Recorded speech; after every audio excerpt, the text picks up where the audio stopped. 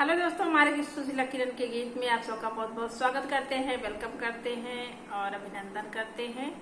आज आप लोगों को एक बहुत जबरदस्त कजरी गीत सुनाने जा रहे हैं।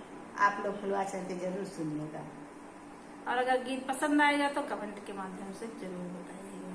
पूरा गाना जरूर सुनिएगा। बहुत अच्छा, बहुत प्यारा कजरी गीत है। इस समय कजरी की सीजन चल रही है, सावन झूला झूलिएगा, कजरी खूब गाइएगा।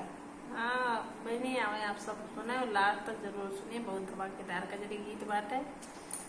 अगर पसंद आए तो चैनल का लाइक और सब्सक्राइब जरूर करिए। पूरा गाना जरूर सुनिए और सीख के खूब गई हैं आप सब। बहुत अच्छी कजरी गीत बा। जब लास्ट तक सुनिए तब समझ में आए और तब अच्छा लगे। आप लोग शुरुआत जरूर कीजिएगा। इस समय बहुत कम सपोर्ट कर रहे हैं आप लोग, थोड़ा ध्यान दीजिए, ज्यादा सपोर्ट कीजिए। तो आवे आप सब सुने चुटकुला कजरी गीत। सावन भादों के बार से बदरिया सखी भीगे मोर चुनरिया सखीना। सावन भादों के बार से बदरिया सखी भीगे मोर चुनरिया सखीना। सावन भादों के बार से बदरिया सखी भीगे मोर चुनरिया सखीना। सैया गईले मोर बजरिया लाए धानी रंग चुनरिया। सैया गईले मोर बजरिया लाए धानी रंग चुनरी। जब पढ़ी तो लागे नजरिया सखी भीगे मोर चुनरिया सखीना।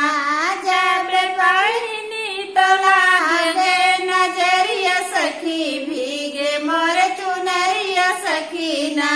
सावन भादों के बार से बदरिया सखी भीगे मोर चुनरिया सखीना। सावन भादों के बार से बदरिया सखी भीगे मोर चुनरिया सखीना। सैया गईले मोर बजरिया लाए सोने के हरवा। सैया गईले मोर बजरिया लाए सोने के हरवा।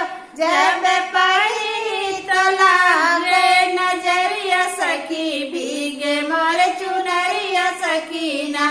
जब पढ़ी तो लागे नजरिया सखी भीगे मोर चुनरिया सकीना।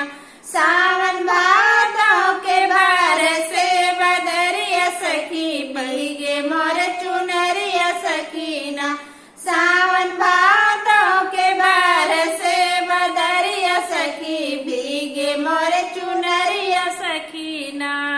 सैया गईले मोर बजरिया लाए कामर कार धनिया। सैया गईले मोर बजरिया लाए कामर कार धनिया।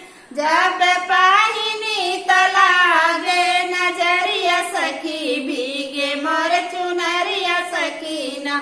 जब पाहिनी तो लागे नजरिया सखी भीगे मोर चुनरिया सकीना।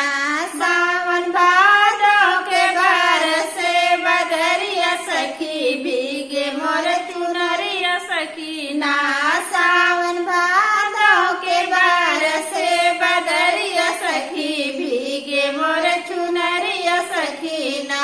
सैया गईले मोर बजरिया लाए पाँव पाए जनिया। सैया गईले मोर बजरिया लाए पाँव पाए जनिया। जब पाहिनी तो लागे नजरिया सखी भीगे मोर चुनरिया सकीना। जब पाहिनी तो लागे नजरिया सखी भीगे मोर चुनरिया सकीना।